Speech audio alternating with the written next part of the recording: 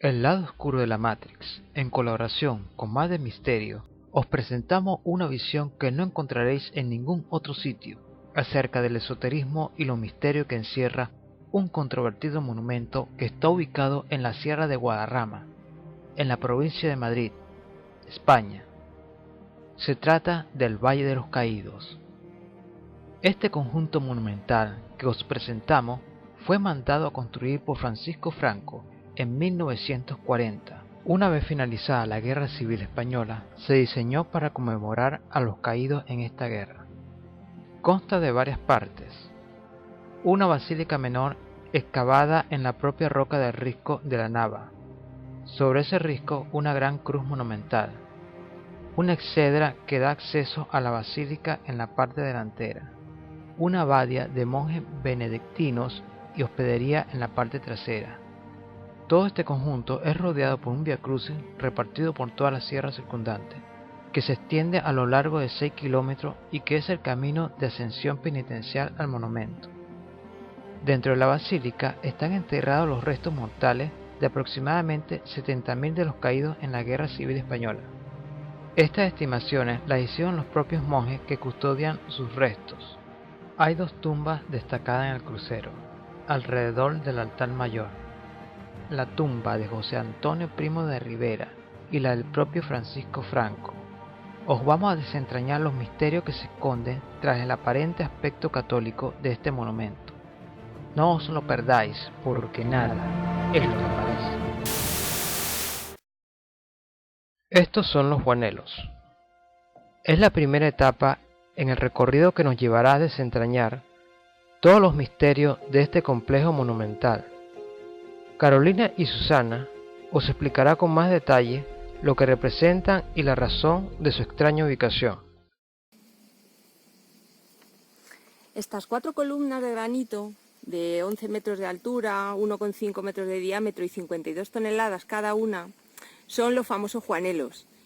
Están ubicados a medio camino entre la entrada y la basílica y esta es la primera estación del Vía Crucis de 6 kilómetros de recorrido a través del bosque que habéis podido ver un poquito, que llega hasta el mismísimo corazón de la cripta. Este Vía Crucis que diseñó el primer arquitecto Pedro Muguruza está, como veis, inserto en la naturaleza para que la máquina, que es el valle, funcione mejor. Quedaos con este dato de la máquina.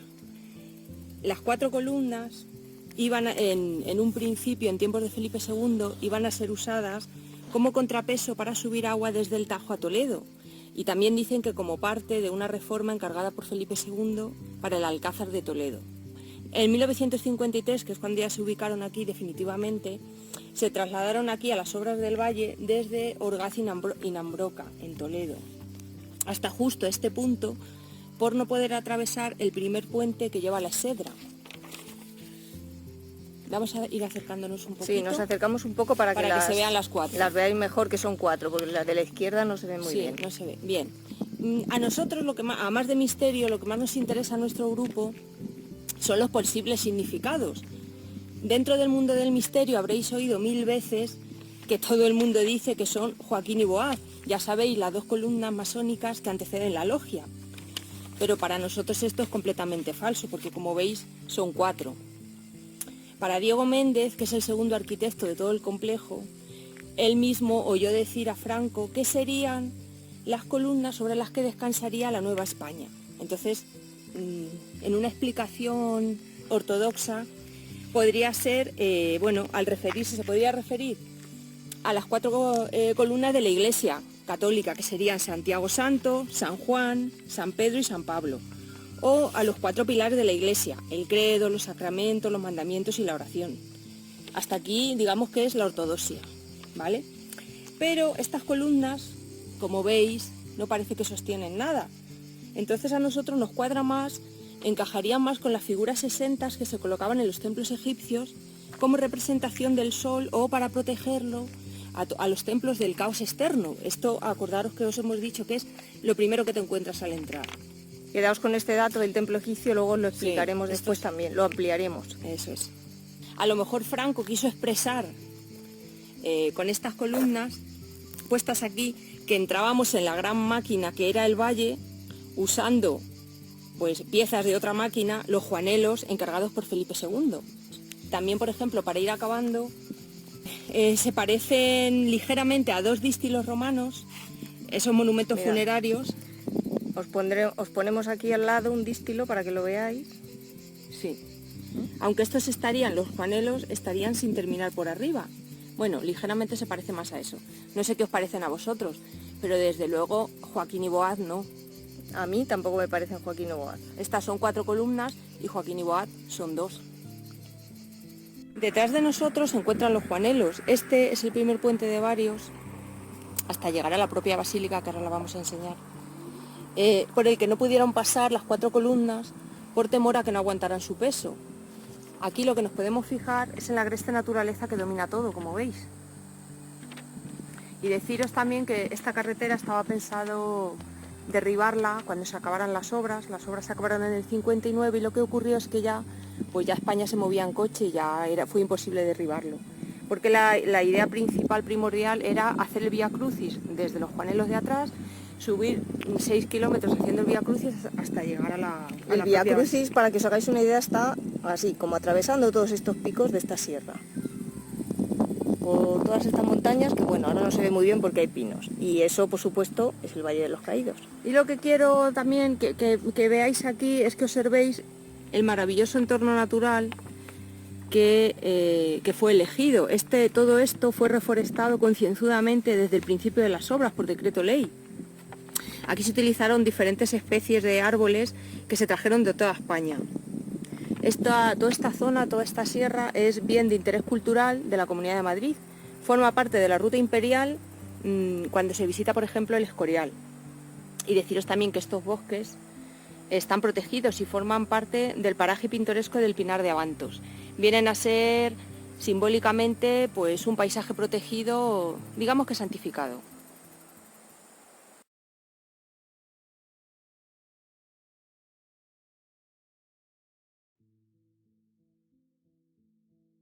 Esta es una panorámica de un pedacito en una sierra madrileña, la del Guadarrama.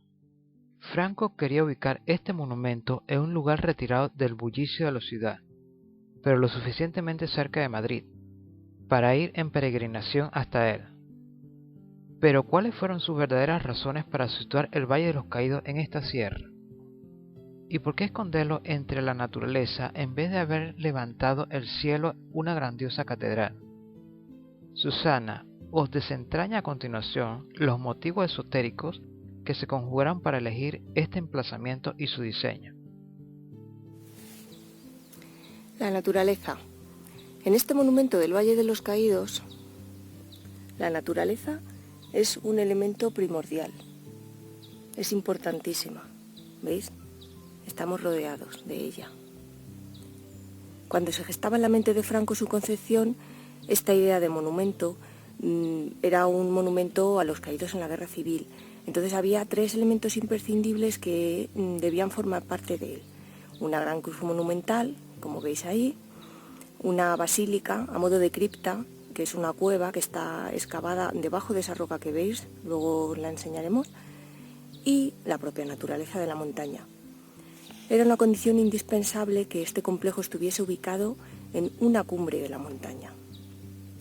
Franco buscaba un emplazamiento ideal en la Sierra del Guadarrama y una vez terminada la guerra, ya en 1940, según el testimonio del primer abad del monasterio, que era Pérez de Urbel, no se trataba de descubrir, sino de identificar y localizar una imagen que Franco llevaba dentro.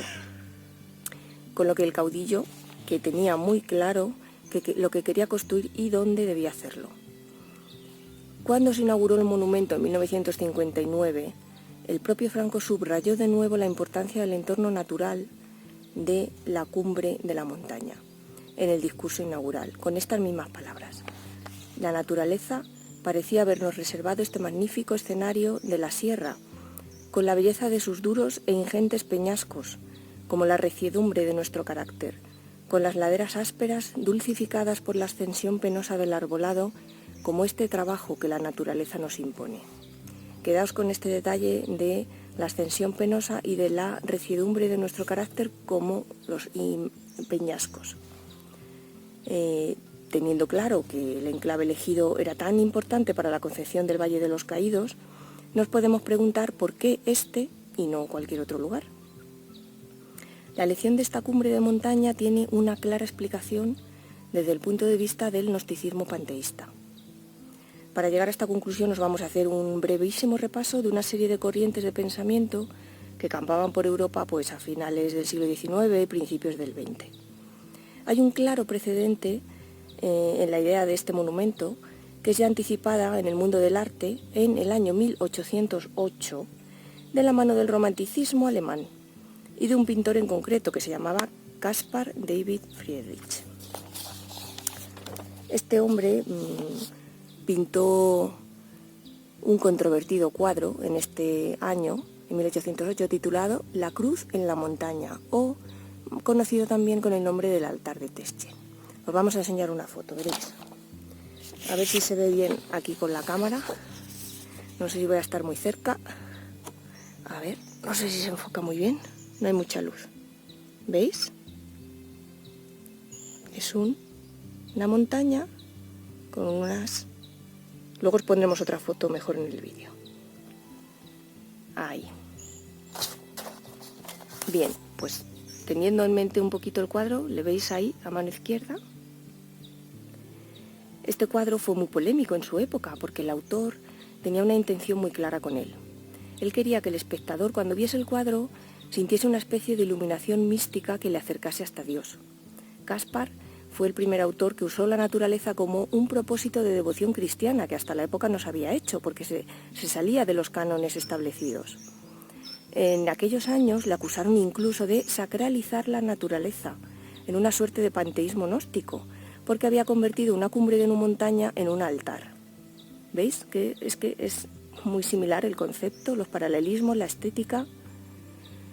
Fue más o menos en la época en que vivió este pintor en pleno romanticismo alemán, en un ambiente alimentado por la masonería centroeuropea, cuando surge una corriente distinta también vinculada al romanticismo, que es el nacionalismo. Esta corriente de nacionalismos, muy básicamente os la explicamos, viene a darse cuenta ya de que el hombre, como no es el centro de la creación, debido a que la ciencia ya se ha encargado de demostrarlo desde el Renacimiento, no somos el centro de la creación, el hombre actual, porque ellos creían que había un hombre primigenio anterior a nosotros, que ese hombre sí que era más especial. Nosotros ya estábamos descastados, entonces lo que se dedicaron es a buscar ese hombre primigenio. Ese antepasado primigenio mítico en toda Europa lo buscaban de dos maneras diferentes. Podían buscarlo de una manera científica, cogían fósiles o buscaban culturas anteriores a las existentes, y también lo buscaban de una manera mágico-esotérica. ¿Os acordáis de los atlantes, de los lemures? Todo esto lo buscaban esas razas primigenias, por ejemplo, los nazis. Fue gracias a esta corriente de nacionalismo cuando se cambió la concepción que se tenía del propio paisaje, de la naturaleza, ¿veis? Esta naturaleza que tenemos aquí alrededor, pues anterior a esta corriente de pensamiento, la naturaleza era un sitio peligroso, porque, mira, os voy a enfocar un poquito por aquí atrás para que veáis todo el enclave. Por allá atrás está saliendo el sol. Pues esta naturaleza, la gente, la naturaleza era un sitio peligroso, había animales salvajes, era un sitio, pues, había también muchos bandidos en la sierra madrileña, pero a partir de esta corriente se cambia ese pensamiento y se cree que los paisajes, y en concreto las montañas, es donde se ha forjado la cultura de los humanos. Era una característica que moldeaba nuestro carácter y nuestra cultura. La parte mágico-esotérica de esta concepción echaba mano, por supuesto, del panteísmo, en cuanto a que la naturaleza también tiene esa chispa divina, al igual que el hombre mismo, y que nos conecta directamente con Dios. Es una suerte de gnosticismo panteísta. Entonces, ellos creían en esa época que si estábamos en la naturaleza, podíamos encontrar una especie de relaciones ocultas que había, una gnosis oculta, que nos llevaría a esa verdad de Dios. O una verdad de una unión con un todo, en fin, como queráis leerlo. Esta vertiente esoterista de esta corriente de pensamiento consideraba que en las cumbres de las montañas era donde aquellas relaciones se veían más claramente, estaban más puras y se podía tener un acceso más directo a este Dios o a esa verdad divina que querían encontrar. En España concretamente fue la Institución Libre de Enseñanza quien se encargó a finales ya del siglo XIX de trasladar estas ideas que se manejaban en Centro Europa con la masonería aquí a España. Esta Institución Libre de Enseñanza, en la búsqueda de esta identidad nacional primigenia, del hombre primigenio, consideraron que el paraje natural verdaderamente representaba al español en España. Ese paraje natural era en concreto la Sierra del Guadarrama, esta sierra donde está ubicado este monumento que levantó Franco. La denominaban a esta sierra como la espina dorsal de la península ibérica. En estas cumbres del Guadarrama era a donde se debía ascender para encontrar ese verdadero orden natural que Dios, ese Dios gnóstico, había dispuesto. Es aquí donde tendrías esa revelación. ¿Recordáis ahora lo que dijo Franco cuando inauguró este monumento, el discurso acerca de la naturaleza, de nuestro carácter como la recidumbre de los peñascos? Pues ahí lo tenéis, eso es porque era parte de la corriente esta de los nacionalismos. Fijaos en que esto es la Sierra del Guadarrama, esto es una cruz en la cumbre, en plena naturaleza, y es la razón por la que Franco concibió este monumento de esta manera tan específica. Para que quede claro que esta corriente fue muy especial y por la que Franco decidió acometer aquí el monumento, os vamos a dar otro precedente que había en España de esta corriente de subir a las cumbres, pero más en concreto, este precedente lo que quería era poner una cruz en una cumbre. Se trata del poeta Carlos Fernández Sou, fue un poeta también escritor de libretos de zarzuela, y ya en el año 1909 publica un poema titulado La Cruz Soñada, que estaba metido en una serie de poemas dedicados al Guadarrama. Este poema dice así: yo igualaría, nivelaría, ya los nivela mi fantasía, los agrios picos, las recias cumbres de roca brava, de roca estéril como la estéril siniestra lava, y allá, por arte maravillosa, levantaría sobre las piedras despedazadas del peñascal, bajo los cielos que son la imagen de lo infinito, una grandiosa cruz de granito, triunfal imagen de la justicia, de la clemencia, de lo ideal. Este poema fue escrito por Fernández Sou en el año que os hemos comentado, ya un precedente muy claro de esta corriente. Curiosamente, este poeta estaba directamente relacionado con la Institución Libre de Enseñanza y con su concepción gnóstica de las cimas de las montañas. Y también estaba relacionado con el Ateneo de Madrid, que es una institución con una clara relación con la masonería y con el pensamiento esotérico. A pesar de la existencia de esta clara tendencia en relación con las cumbres, fue Franco al final quien consiguió llevarla a cabo, porque claro, ganó la guerra, tenía poder para hacerlo y también los recursos para poder ejecutar esta construcción tan grande que, en honor a la verdad, nos guste o no nos guste la estética, el significado político, el significado religioso, constituye un hito arquitectónico para la época. Ya os decimos, nos guste o no, pero era un hito arquitectónico. Esta construcción fue muy difícil llevarla a cabo. Otros autores del mundo del misterio argumentan que Franco eligió este emplazamiento por su cercanía al Escorial. Aquí a la izquierda, veis, os ponemos una foto de lo que es el complejo del Escorial. Y también por su cercanía al Monte Abantos. Él quería, según estos autores, él quería emular la figura de Felipe II y levantar un monasterio emblemático para equipararse con él. Pero nosotros creemos que nada más lejos de la realidad. Ya veis las diferencias que hay entre un edificio y otro. Os voy a citar literalmente lo que un crítico de arte, que se llama Alexandre Cirici, dijo acerca de ambos monumentos al compararlos entre sí. El monumento del Valle es esencialmente romántico, en contraste radical con el edificio cercano del Escorial, que es un arquetipo específicamente de lo arquitectónico.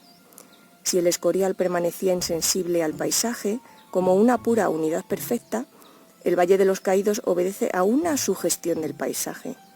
Este valle obedece a los elementos arquitectónicos que están subordinados al hecho natural del paisaje. Por lo que Franco, si esto ya lo decimos nosotros, si Franco hubiese querido emular la figura del rey español de Felipe II, pues habría construido una grandiosa catedral que se elevase hacia el cielo, por ejemplo, y no este complejo arquitectónico tan peculiar. Es evidente entonces que Franco eligió este lugar porque era una cumbre en la montaña, pero no en una montaña cualquiera, era una cumbre en la montaña de la Sierra del Guadarrama, porque según el pensamiento nacionalista que os hemos explicado de finales del siglo XIX y principios del XX, representaba a la perfección el espíritu español. Y ojo, esta concepción nacionalista gnóstica nada tiene que ver con la tergiversación que se ha hecho a posteriori política de si es de derecha, si es de izquierda, de un ideal político o de otro. Esta concepción la tenía, pues como veis, Franco era de una concepción ideológica, el Ilé era de la contraria, pero ambos querían levantar en el Guadarrama una cruz en la cumbre, porque lo consideraban específicamente español. Una cruz, un monumento, dependiendo. Además, para ascender hasta esta cumbre, para llegar hasta aquí, a este sitio, era necesario hacerlo en peregrinación, por un vía crucis que rodea el monumento. Ahora no se ve porque lo tenemos a nuestras espaldas, pero os lo hemos enseñado antes, con los Juanelos, arrancan los Juanelos este vía crucis. Entonces se llegaría a esta cumbre en un estado anímico muy concreto, que facilitaría ese acceso a esa iluminación que querían al llegar a la cumbre para una comunión con la naturaleza y con Dios.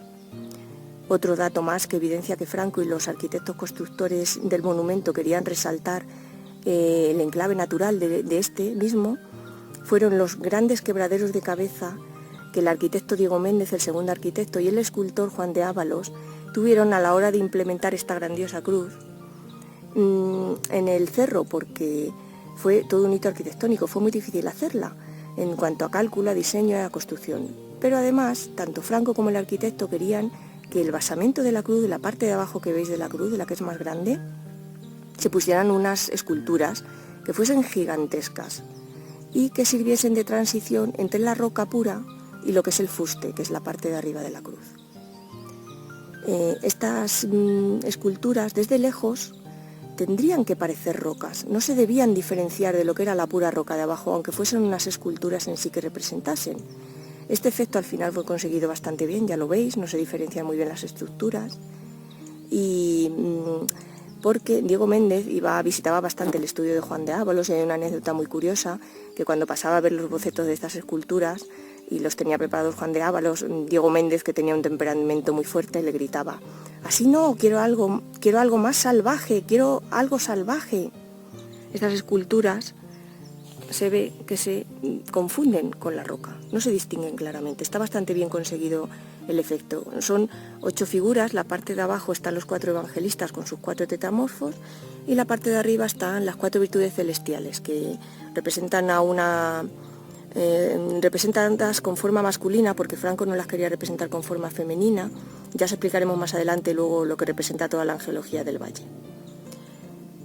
Esta grandiosa cruz, en realidad, que veis, lo que representaría es el axis mundi, que es la conexión del cielo con la tierra.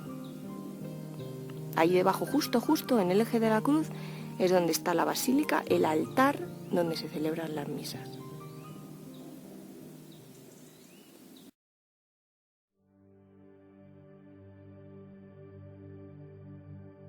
Susana, os acabo de explicar la importancia que supone para el monumento la naturaleza circundante y la razón por la cual se eligió este lugar en concreto para ubicarlo. Ahora Carolina os dará otro detalle más de lo que supone esta naturaleza para la concepción original del complejo y lo grave que sería su destrucción según la visión de sus diseñadores. Estamos por detrás de la exedra, en la cruz. Esto que estamos viendo es el funicular. Este se instaló en 1975 para acceder a la base de la cruz de una manera más cómoda. Hoy está obsoleto, no se usa y fue clausurado en 2009. Lo que dicen es por posibles desprendimientos en la montaña o de las esculturas de Juan de Ábalos. Tiene 272 metros y 28 grados de inclinación. Pero lo que os queremos aquí que os fijéis es en efectivamente la cicatriz literal que parece que hace a la roca. Y estas son palabras literales de Diego Méndez. que decía Diego Méndez era el segundo arquitecto del complejo. Y él decía cuando se inauguró este funicular que no solo se había roto la tranquilidad natural del monumento, sino también su sentido para el que fue concebido. Y efectivamente estamos bastante de acuerdo con Diego Méndez.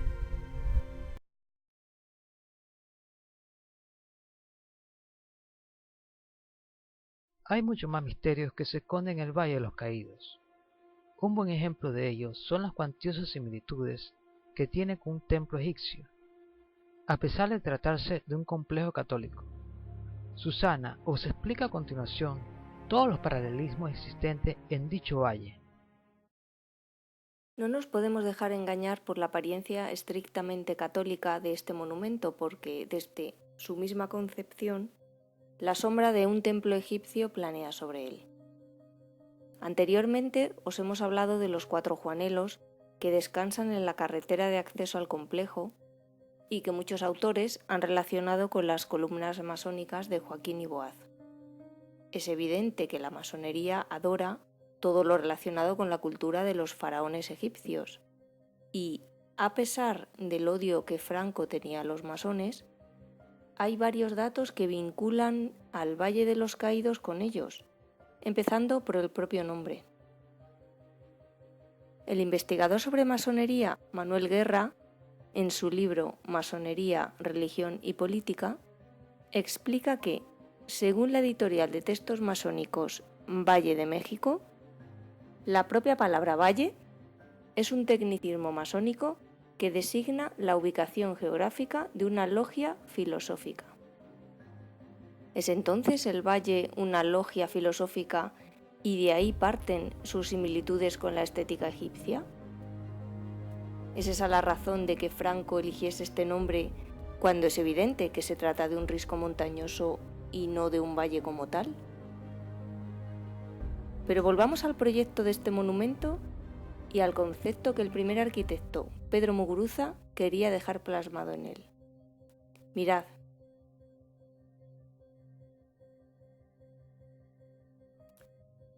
Estas son las fotos de unos bocetos que el arquitecto hizo de la entrada para la basílica. ¿Os suenan de algo? Está claro que la idea es la misma que la de las 4 columnas de granito que se quedaron abajo por no poderlas subir hasta la exedra. Quizás representen las columnas masónicas o quizás tengan la función de las esculturas exentas que precedían a los templos egipcios. Puede ser también las 4 columnas que dan paso al lugar santísimo del tabernáculo de los templos judíos, o incluso podrían tener la función que tenían los obeliscos. Los obeliscos estaban asociados a la iconografía solar en la cultura egipcia. En nuestro complejo esta función la cumple la propia cruz monumental, ya que está orientada a la salida del sol en el solsticio de verano, además de representar el nacimiento después de la muerte, cosa que también se cree que representaban los obeliscos. Hay otro dato llamativo que no mucha gente conoce acerca del Valle de los Caídos. Os vamos a poner una foto para daros una pista. Habréis reconocido ya todos el monumento a Washington, con su gran obelisco y con su lago en el que se refleja la silueta. Los templos egipcios solían tener también un lago que representaba las aguas primigenias, de las que se creó el mundo, además de ser el lugar donde se realizaban los rituales de la resurrección de Osiris. El Valle de los Caídos es un templo dedicado específicamente a la pasión y a la resurrección de Jesús. Originalmente Muguruza quería poner un gran lago en lo que hoy es la explanada de la exedra principal, pero por motivos técnicos fue imposible hacerlo, ya que el traslado del agua desde un río cercano era muy difícil. ¿Qué explicación dio el arquitecto para incluir esta excentricidad en un monumento católico? Pues simplemente dijo que quería que las aguas reflejasen a la Gran Cruz. ¡Qué curioso! Igual que los masones han llevado a cabo en el monumento a Washington. ¿Os acordáis del aforismo de Trismegisto, lo que es arriba es abajo? El lago principal en el valle no pudo llevarse a cabo, pero en la parte trasera del complejo, cerca de la hospedería, hay 2 pequeños lagos que cumplen esta misma función. Aquí podéis ver unas cuantas imágenes que evidencian esto.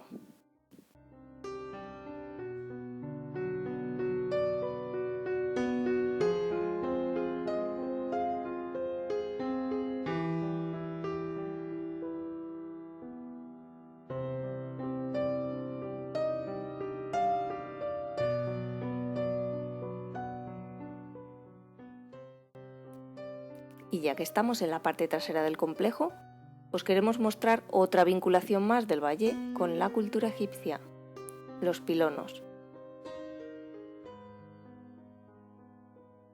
Los pilonos egipcios tenían forma trapezoidal y la función de proteger al templo del caos primigenio externo, así como de representar el símbolo del horizonte tras el que se ocultaba el sol cada día. Mirad, esta es una imagen de la puerta trasera que da acceso al coro de la basílica. ¿No os resultan bastante parecidos? Esta es otra imagen de la exedra. Los pilonos de la entrada principal de la basílica aquí son menos evidentes, por estar semiocultos por la arcada que los flanquea. Tras esta puerta que veis está la Basílica del Monumento, donde se llevan a cabo los servicios católicos. Desde un principio, Franco quería que el lugar más sagrado fuese una cueva. Pero, además, de igual manera que los templos egipcios solían estar orientados a otras localizaciones sagradas o a la trayectoria solar, la cueva de la Basílica en el Valle de los Caídos está también orientada al sol, a su salida en el solsticio de verano.